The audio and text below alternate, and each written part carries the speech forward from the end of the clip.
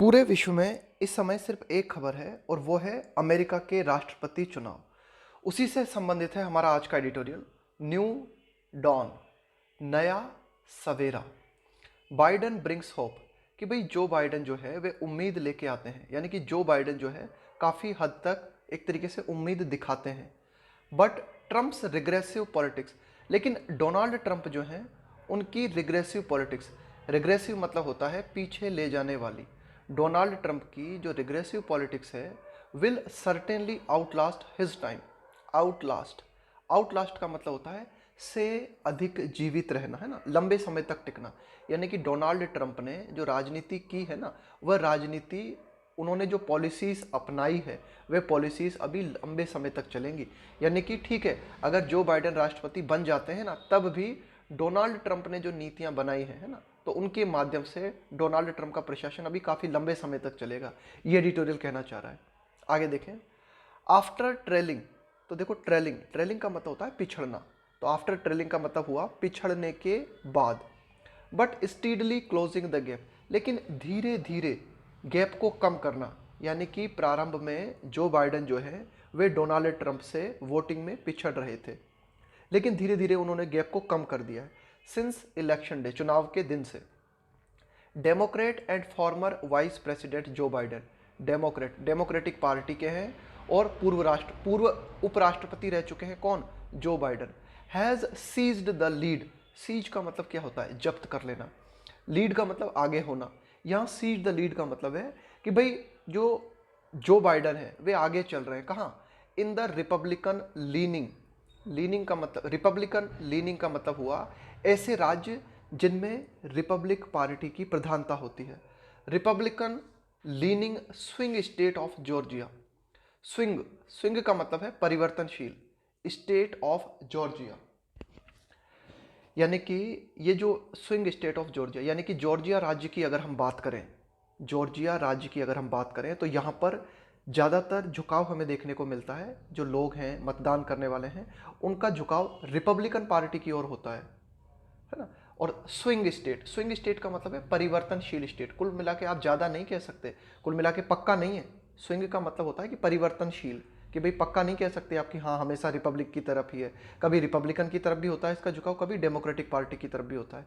तो ये एक स्विंग स्टेट है जो कि ज़्यादातर जो है एक तरीके से रिपब्लिकन पार्टी की तरफ होता है इसका झुकाव। लेकिन इस जॉर्जिया क्षेत्र में लीड किया है, इस जॉर्जिया क्षेत्र में एक तरीके से आगे रहे हैं कौन, जो बाइडेन। इसके अलावा and in Pennsylvania and winning them would guarantee, इसके अलावा जॉर्जिया में भी आगे चल रहे हैं वो, पेंसिल्वेनिया में भी आगे चल रहे हैं Joe Biden. And winning them, और इन क्षेत्रों को जीत लेना, वुड गारंटी, इस बात की गारंटी देगा, his victory in the 2020 US presidential election. इस बात की गारंटी देगा इन क्षेत्रों में जीत लेना जो बाइडेन को, कि भाई हिज विक्ट्री, उनकी जीत सुनिश्चित हो जाएगी 2020 के अमेरिका के राष्ट्रपति चुनावों में। Mister Biden is now poised to garner, mister Biden is now poise.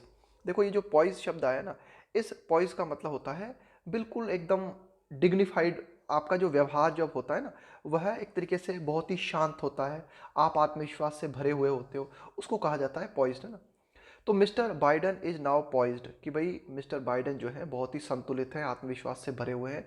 To Garner, Garner का मतलब होता है कलेक्ट करना, इकट्ठा करना। तो किस चीज़ को जो है इकट्ठा करने के लिए तैयार हैं मिस्टर जो Biden, more than 270 votes in the electoral college. अब देखो ये जो इलेक्टोरल कॉलेज लिखा हुआ है, इस इलेक्टोरल कॉलेज का मतलब होता है कि जनता के द्वारा चुने हुए प्रतिनिधि जो कि अमेरिका के राष्ट्रपति को चुनते हैं, उस ग्रुप को कहा जाता है इलेक्टोरल कॉलेज। तो मतलब ये मानो कि मिस्टर बाइडन जो है वे बिल्कुल आत्मविश्वास से भरे हुए हैं कि उनको मिल जाएंगे, वे इकट्ठा कर लेंगे किस चीज़ को, कि उन्हें 270 से भी ज़्यादा वोट मिल जाएंगे with leads in Georgia. Georgia में वे आगे रहेंगे, लीड करेंगे, मतलब डोनाल्ड ट्रंप से आगे रहेंगे वे। और कहाँ कहाँ लीड करेंगे वो, पेंसिल्वेनिया में, नेवाडा में, अरिजोना में, है ना, ये स्टेट के राज्य हैं अमेरिका के। And wins in any two of them. अब देखो एडिटोरियल कहना चाह रहा है कि भाई इतने राज्यों में वे लीड करेंगे। अब एडिटोरियल बात करता है कि भाई ठीक है इतने राज्यों में वे लीड करेंगे and wins in any two of them, और इन दो राज्यों में, ये जितने राज्यों की हमने बात की ना, जॉर्जिया, पेंसिल्वेनिया, नेवाडा, अरिजोना, इनमें से दो राज्यों में भी अगर आप जीत लेते हो, and wins in any two of them और इन पेंसिल्वेनिया लोन, और या सिर्फ पेंसिल्वेनिया में ही अगर आप जीत लेते हो, या तो आप पेंसिल्वेनिया में ही जीत जाओ, या फिर ये जो चार राज्यों के हमने नाम लिए हैं, जॉर्जिया, पेंसिल्वेनिया, नेवाडा, अरिजोना, इनमें से दो राज्यों में भी अगर आप जीत लेते हो, शुड बी एनफ, ये पर्याप्त होने चाहिए। मतलब एक तरीके से कुल मिला के जो बाइडेन जो है ना बहुत आगे निकल जाएंगे डोनाल्ड ट्रंप से, अगर ऐसा होता है तो। However, an obstacle in his path.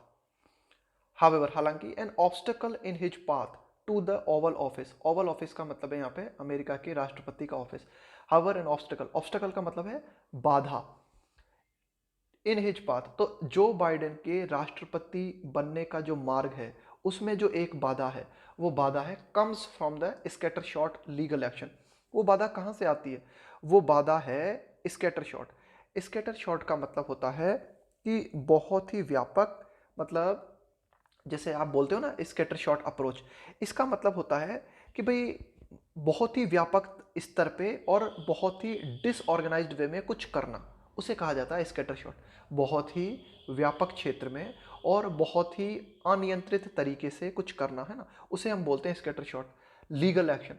तो कुल मिला के ऐसा लग रहा है कि भाई जो है Donald Trump by the Trump campaign, campaign का मतलब है अभियान, कि भाई ये जो डोनाल्ड ट्रंप का चुनावी अभियान है, तो डोनाल्ड ट्रंप क्या कर सकते हैं कि भाई एक लीगल एक्शन ले सकते हैं to stop the counting of votes after polls closed, कि भाई आफ्टर पोल्स क्लोज्ड, कि भाई चुनाव के बंद होने के बाद में डोनाल्ड ट्रंप जो है ये जो वोट्स की जो काउंटिंग है ना, इसके लिए डोनाल्ड ट्रंप जो है लीगल एक्शन ले सकते हैं, कानूनी कार्यवाही कर सकते हैं on the unfounded allegation. Unfounded मतलब जिनका कोई आधार नहीं है, ऐसे आरोप डोनाल्ड ट्रंप लगा सकते हैं। एलिगेशन यानी आरोप, कि भाई ऐसे आरोप डोनाल्ड ट्रंप लगा सकते हैं जिनका कि कोई आधार नहीं है। क्या कह सकते हैं Donald Trump? That mail in votes, देखो मेल इन वोट्स का मतलब है ऐसे वोट जो कि पोस्ट के द्वारा दिए गए, है ना, कि भाई आपके घर पे पोस्ट से जो है मतपत्र भेजा गया, आपने वोटिंग की और फिर आपने जो है उसको वापस पोस्ट से भेज दिया।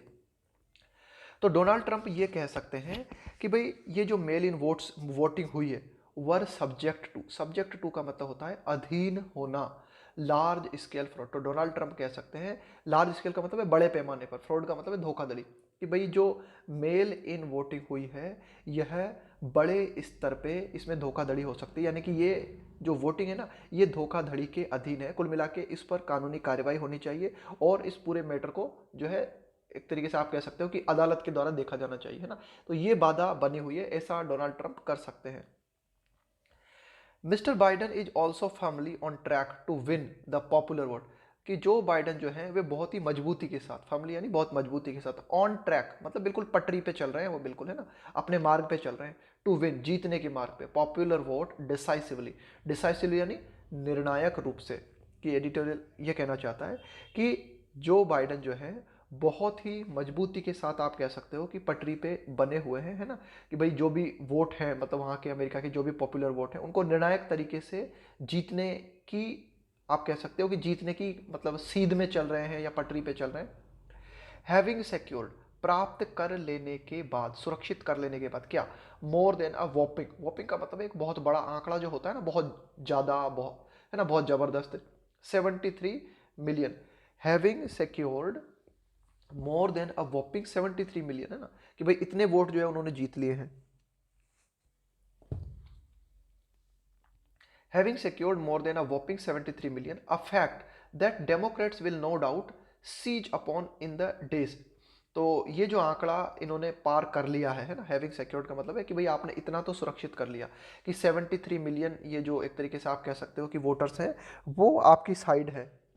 अफेक्ट यह एक ऐसा तथ्य है that Democrats will no doubt, कि भाई आप ये मतलब कि ये जो डेमोक्रेट्स है, डेमोक्रेटिक पार्टी है, विल नो डाउट, इसमें कोई शक नहीं है, सीज अपॉन, सीज अपॉन का मतलब है एक तरीके से जब्त कर लेना, है ना, अवसर को भुना लेना, seize upon in the days ahead, to ahead, in the days ahead की आगे आने वाले जो दिन हैं,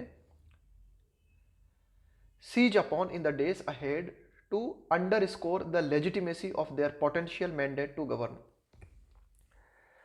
Democrats will no doubt seize upon in the days, कि भाई आगे आने वाले जो दिन हैं उन आगे आने वाले दिनों में डेमोक्रेट्स जो है एक तरीके से रूल करेंगे, है ना।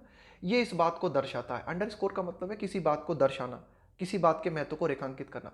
द लेजिटिमेसी, लेजिटिमेसी का मतलब होता है एक तरीके से वैधता। ऑफ देयर पोटेंशियल का मतलब है संभावना। मैंडेट का मतलब है जनादेश, जनता का आदेश।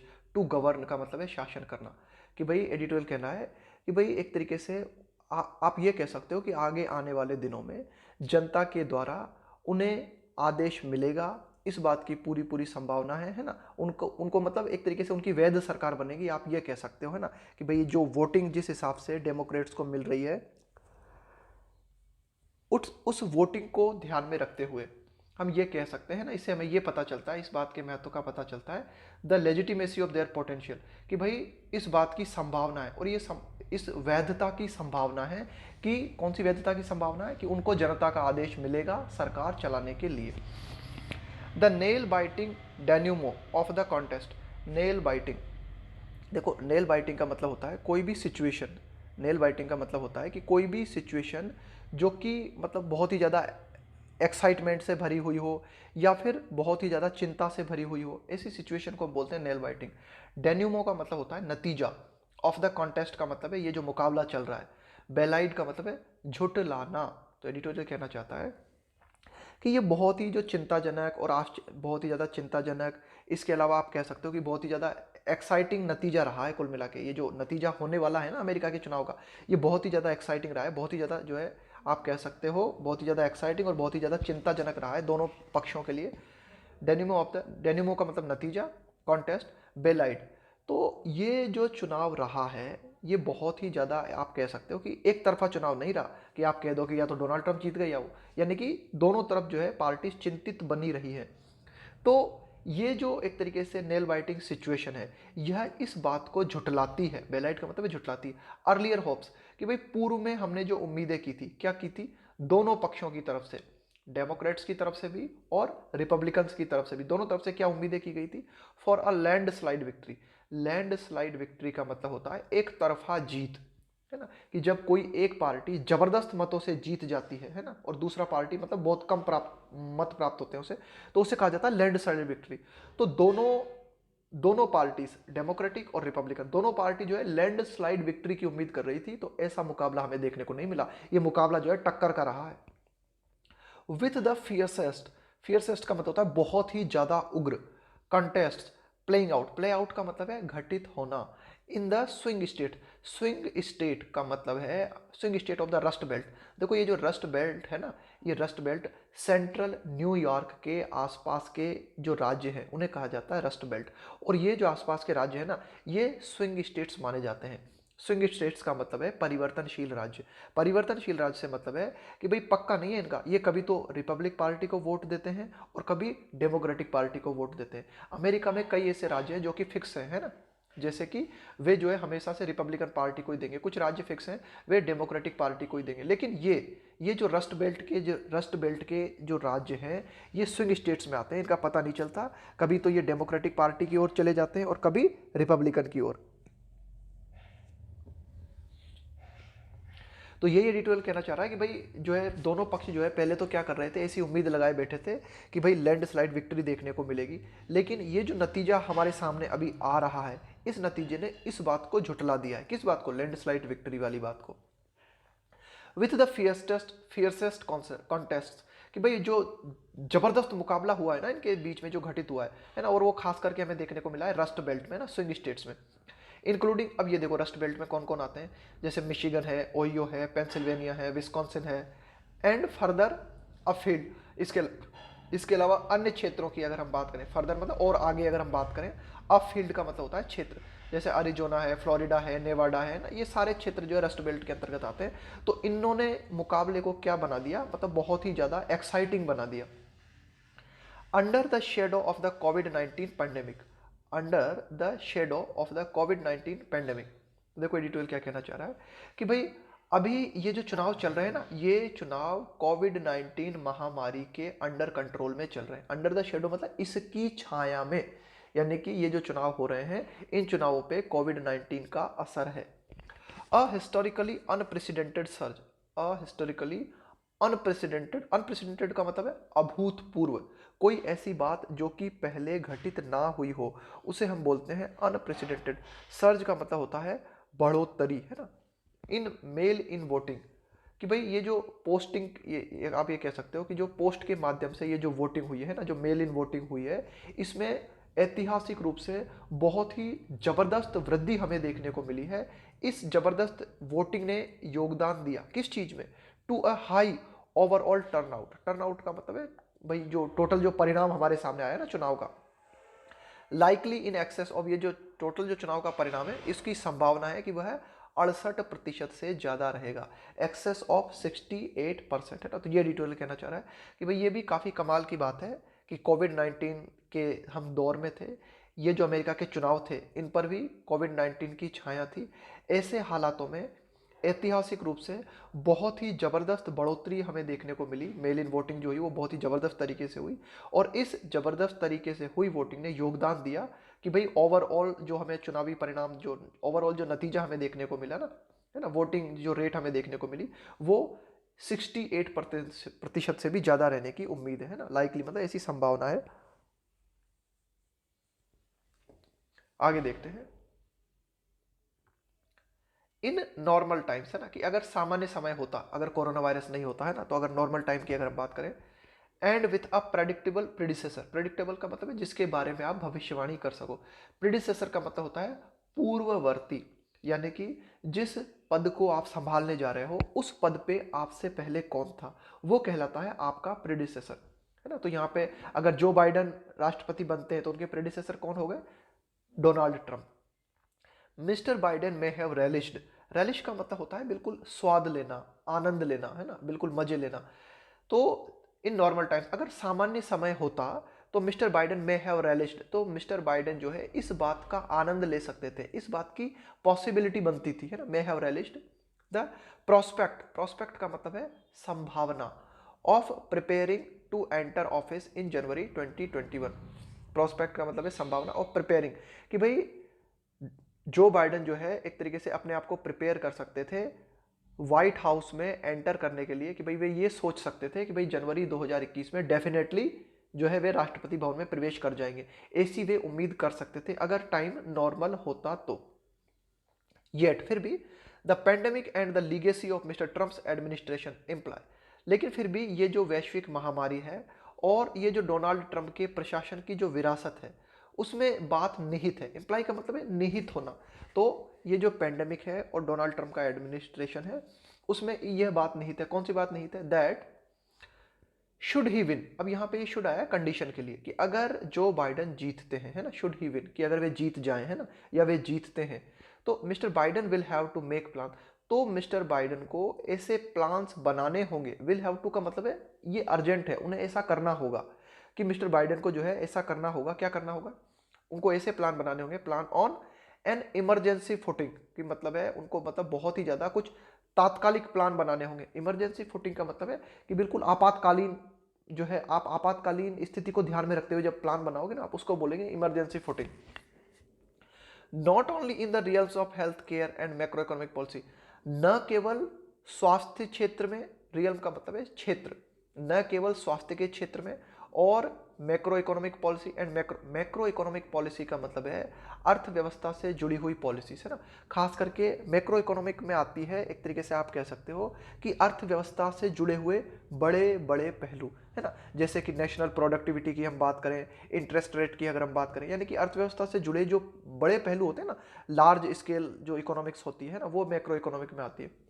तो मैक्रो इकोनॉमिक पॉलिसी से जुड़े हुए सुधार मिस्टर बाइडन को करने होंगे, हेल्थ केयर से जुड़े हुए सुधार मिस्टर बाइडन को करने होंगे। इसके अलावा बट ऑल्सो, नॉट ओनली का मतलब ये तो करना ही होगा साथ ही साथ, but also in terms of, in terms of का मतलब है इस रूप में अगर हम बात करें, healing the painful divisions, healing का मतलब है भरना, जैसे आपको जख्म हो जाए तो वो जो जख्म भरता है ना उसको बोलते हैं हील करना, जख्म को भरना। द पेनफुल डिवीजन, पेनफुल यानी दर्द भरा, डिविजन्स का मतलब है एक तरीके से जो विभाजन हो गया है अमेरिका में। That have led to, led to का मतलब होता है कारण होना, कारण होना, to the emergence of two America. Editorial कहना चाह रहा है कि भाई डोनाल्ड ट्रंप के प्रशासन के दौरान अमेरिका में दो अमेरिका बन गए हैं। दो अमेरिका का मतलब होता है जैसे आप भारत में बोल सकते हो कि भारत में दो भारत हैं। एक भारत है जिसमें कि गरीब लोग आते हैं और एक भारत है जिसमें रिच लोग आते हैं ना, रिच लोग बहुत थोड़े हैं और गरीब लोग बहुत ज़्यादा है। तो इसी तरह से क्या हुआ है कि अमेरिका में जो पॉलिसीज डोनाल्ड ट्रंप ने अपनाई है उसके चलते अमेरिका भी आप कह सकते हो कि एक तरीके से दो भागों में बट गया है। तो ये एडिटोरियल कहना चाह रहा है कि जो बाइडेन अगर राष्ट्रपति बनते हैं तो उन्हें क्या करना होगा, ये जो अमेरिका बट गया है ना, जो डिवीजन अमेरिका में आ गया है ना, उस डिवीजन को उन्हें जो है भरना होगा, है ना, उस डिवीजन को, उस गैप को उन्हें कम करना होगा। दैट हैव लेड टू, कि अमेरिका में जो डिवीजन हुआ, अमेरिका जो बट गया, वह कारण बना किस चीज का, इमरजेंस ऑफ टू अमेरिका। तो यही एडिटोरियल कहना है कि भाई वह दर्द भरा बटाव है ना, वह दर्द भरा विभाजन जिसके चलते दो अमेरिका का निर्माण हो गया अमेरिका में, उसको उन्हें भरना होगा, हीलिंग करना होगा, उसे हील भरना होगा with radically divergent views on everything. Radically का मतलब होता है बिल्कुल कट्टर रूप से, डाइवर्जेंट का मतलब होता है अलग होना, है ना, कि भाई एक तो होता है नॉर्मल मार्ग, उस नॉर्मल मार्ग से जब आप अलग हो जाते हो ना, डाइवर्जेंट का मतलब है कि भाई आपने अपना अलग रुख ले लिया, आपने अपना अलग मार्ग ले लिया। तो अमेरिका में दो अमेरिकास बन चुके हैं और उन जो दो अमेरिका बन चुके हैं ना, उनके विचार जो है बहुत ही कट्टर तरीके से एक दूसरे से अलग हैं। व्यूज ऑन एवरीथिंग, हर बात को लेकर, फ्रॉम टॉलरेटिंग प्लूरलिज्म। अब कई लोग तो हैं अमेरिका में, अब देखो दो अमेरिका का निर्माण हो चुका है अमेरिका में। एक एक पक्ष है वो चाहता है कि प्लूरलिज्म होना चाहिए। प्लूरलिज्म का मतलब होता है बहुलतावाद। बहुलतावाद का मतलब होता है, बहुलतावाद का मतलब होता है कि सभी लोगों को साथ लेकर चलना, है ना, हर धर्म के, हर नस्ल के, हर गरीब अमीर, है ना, हर लोगों को साथ लेकर चलना, है ना। तो कई लोग तो जो है वो कहते हैं कि भाई सभी को साथ लेकर चला जाए, और कई लोग जो है वकालत करते हैं कि नहीं, ये जो प्रवासी लोग हैं इन्हें हटाओ एक तरफ, है ना, ये जो एक तरीके से वाइट और ब्लैक लोगों की राजनीति की जाती है कि भाई इन्हें हटाओ, है ना। तो टॉलरेटिंग का मतलब है सहन करना, बर्दाश्त करना, है ना, फ्रॉम टॉलरेटिंग प्लूरलिज्म। कई लोग तो जो है प्लूरलिज्म चाहते हैं और कई लोग नहीं चाहते। तो इस तरह से अमेरिका दो भागों में बंट चुका है। और भी कई मुद्दे हैं जैसे टू एम्ब्रेसिंग ग्लोबलाइजेशन। कई लोग हैं अमेरिका में, वे चाहते हैं कि भाई ग्लोबलाइजेशन को, वैश्वीकरण को बढ़ावा दिया जाए, और कई लोग जो चाहते हैं वे, उनका कहना है कि नहीं, अमेरिका को जो है ग्लोबलाइजेशन को बढ़ावा नहीं देना चाहिए। तो इस तरह से कई मुद्दों को लेकर अमेरिका में दो पक्ष सामने आए हैं, है ना। तो जो, और ये दोनों पक्ष जो है बहुत ही कट्टर है एक तरीके से। तो ये जो दो पक्ष है ना, इन दो पक्षों को एक करने की चुनौती भी जो बाइडेन के सामने है। ऑन कोविड-19, है ना, कि भाई ऑन कोविड-19, है ना, कोरोना वायरस को लेकर अगर हम बात करें तो the US will soon touch a grim milestone. Grim का मतलब है बहुत ही विकट, है ना, माइलस्टोन का मतलब है एक तरीके की बहुत ही बड़ी उपलब्धि, है ना। यहाँ पे उपलब्धि से मतलब है एक तरीके की नकारात्मक उपलब्धि, है ना। तो the US will soon touch a grim milestone, कि कोरोना वायरस की अगर हम बात करें तो अमेरिका जो है बहुत ही जल्द एक बहुत विकट आंकड़े को छू लेगा। कौन सा है वो आंकड़ा, 10 मिलियन केसेस की। अमेरिका में बहुत जल्द जो है कोरोना वायरस के 10 मिलियन केसेस होने वाले हैं। More than 2,30,000 fatalities have been recorded. America में अब तक 2,30,000 से ज्यादा, फैटेलिटीज का मतलब है मरने वाले, हैव बीन रिकॉर्डेड, दर्ज किए गए हैं। अब तक 2,30,000 से ज्यादा मौत कोरोना वायरस के चलते अमेरिका में दर्ज की गई है। दिस मेक्स इट इंपेरेटिव, इस बात को ध्यान में रखते हुए ये बहुत अर्जेंट है, इंपेरेटिव का मतलब है बहुत ही अर्जेंट, दैट कि the next president of the country, कि अमेरिका के जो अगले राष्ट्रपति हैं, रेस्पेक्ट्स साइंस, वे विज्ञान का सम्मान करें, एंड एडवोकेट्स, और एडवोकेट का मतलब होता है समर्थन करना, वकालत करना। तो अमेरिका के जो नए राष्ट्रपति हैं वो विज्ञान का समर्थन करें और पक्ष लें। किस चीज का पक्ष लें, है ना, किस चीज को सपोर्ट करें, the use of mask, social distancing and lockdown. तो आगे कि जो भी अमेरिका के नए राष्ट्रपति बनते हैं वे सोशल डिस्टेंसिंग, लॉकडाउन, है ना, मास्क पहनने का समर्थन करें और विज्ञान का समर्थन करें, ये बहुत जरूरी है। आगे देखते हैं। सिमिलरली, इसी प्रकार एक्सपर्ट्स कनकर, कनकर का मतलब है सहमति देना, सहमत होना। Experts concur that the pandemic induced tail spin, pandemic induce का मतलब होता है किसी चीज को प्रेरित करना, है ना।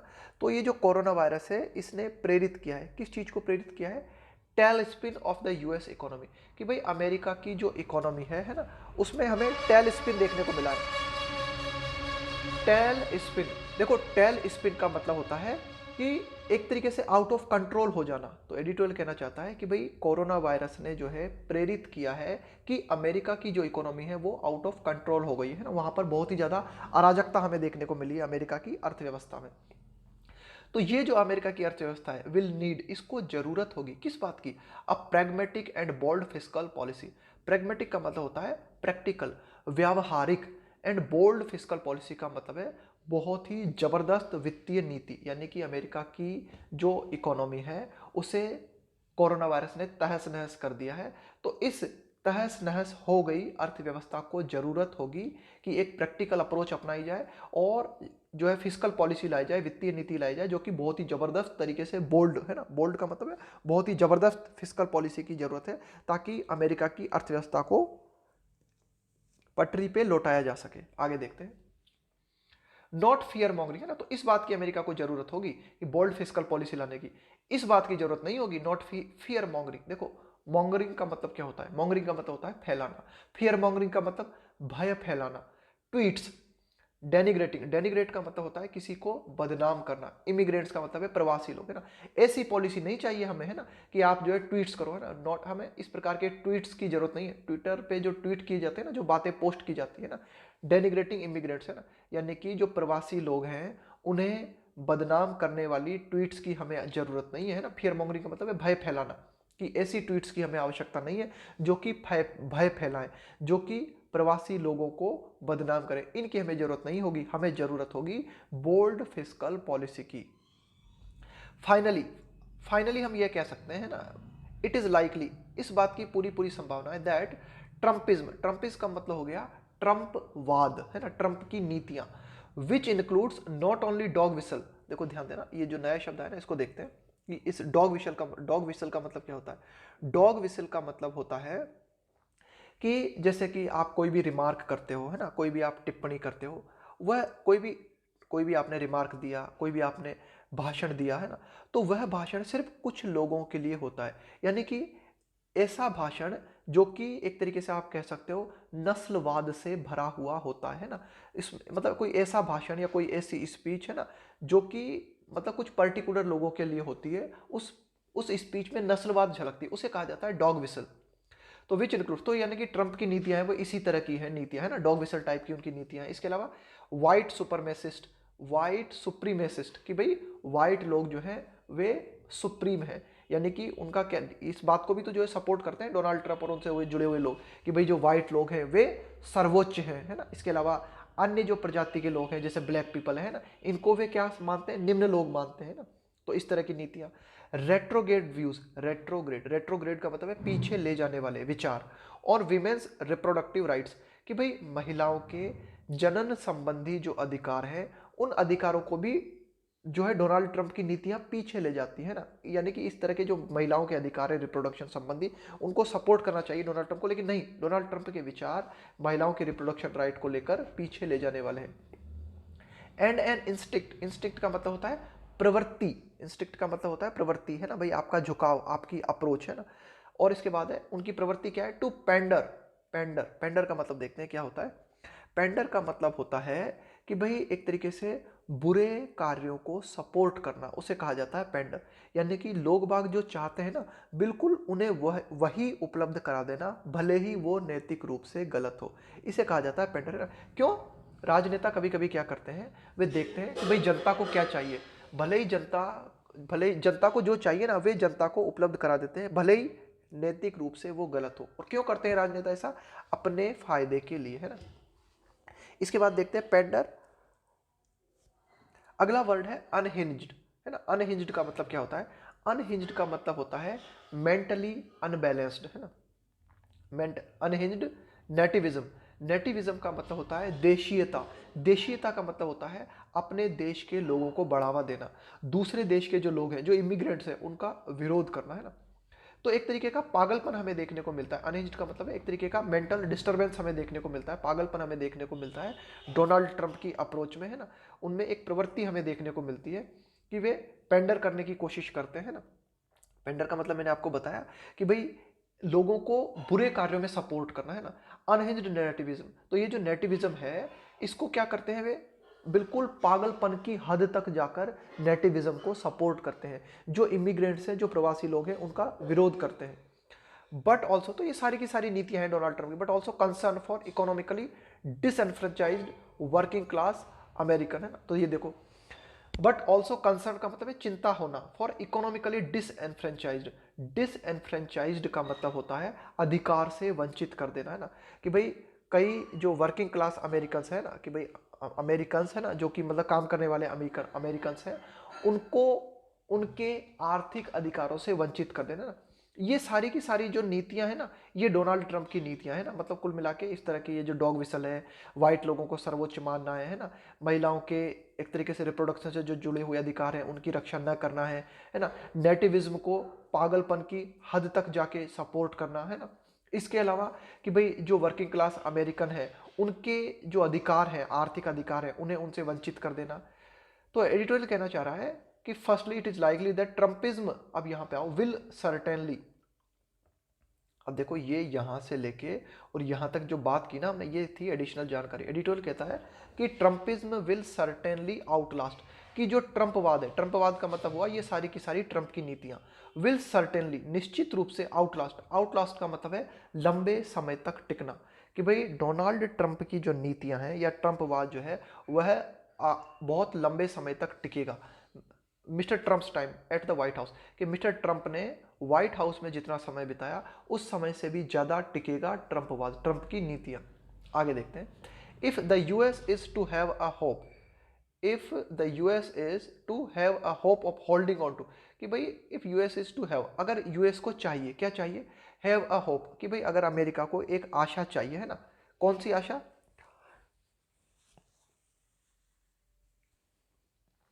if the US is to have a hope of holding on to, holding on to का मतलब है कि भाई अगर अमेरिका पकड़ कायम रखना चाहता है, ऑन टू किसके ऊपर, इट्स सुपर पावर स्टेटस, कि भाई अमेरिका को पूरे विश्व में सुपर पावर माना जाता है। तो सुपर पावर का जो स्टेटस है, सुपर पावर का जो ओहदा है, सुपर पावर का जो कद है, अगर उस कद को अमेरिका बरकरार रखना चाहता है ना, ऐसी अगर उम्मीद अमेरिका करता है, तो द मेमथ टास्क, मेमथ का मतलब है बहुत ही विशाल, टास्क का मतलब है काम, तो अमेरिका के सामने बहुत ही विशाल काम है, वो है ब्रिज बिल्डिंग, कि अमेरिका को ब्रिज बनाना होगा। ब्रिज का मतलब है कि जो गैप अमेरिका में आ गया है ना, उस गैप को पूरा करना होगा अक्रॉस द, कहां पर, अक्रॉस द बिटर पोलराइजेशन। भाई पोलराइजेशन का मतलब है ध्रुवीकरण, ध्रुवीकरण का मतलब है लोगों का किसी बात को लेकर दो भागों में बट जाना। ऑफ द पार्टीशन, पार्टीशन का मतलब है पक्षपात, है ना, डिवाइड, कि भाई अमेरिका में एक डिवाइड लोगों में आ गया है ना, कि भाई कुछ लोग जो हैं वे एक तरीके से आप कह सकते हो कि कुछ लोग पर्टिकुलर नीतियों को लेकर डोनाल्ड ट्रंप के सपोर्ट में है और कुछ लोग इसके विरोध में है। तो ये जो गैप बना हुआ है ना, इस गैप को भरना होगा किसे, जो भी अगला राष्ट्रपति बनता है उसे, अगर अमेरिका को सुपर पावर बनना है तो मस्ट बी, जरूर होनी चाहिए, the highest priority for the 46th president, कि अमेरिका के जो नेक्स्ट